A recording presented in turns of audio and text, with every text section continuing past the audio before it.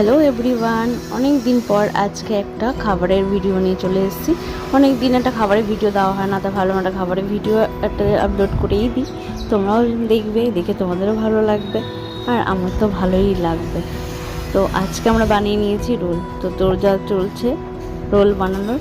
আর বাড়িতে বানানো রোল দোকানের মতন অত টেস্ট না লাগলেও কিন্তু বাড়িতে বানানোর কোনো খাবার ফ্রেশ ব্যাপারটা থাকে, হেলদি থাকে। আর এই এগ রোলটা কিন্তু খেতেও খুব ভালো হয়েছিল, খুব সুন্দরভাবেই বানানো হয়েছিল সব কিছু দিয়ে, যেমন আর কি বানানো হয়। বেশ ওটা যে সসটা বানানো হয়েছিল অনেক কিছু মিক্স আপ করে বানানো হয়েছে। আর শসা, পেঁয়াজ, লঙ্কা, গাজর, লেবু সব কিছু স্যালাড দিয়ে আমরা সুন্দর করে বানিয়েছি।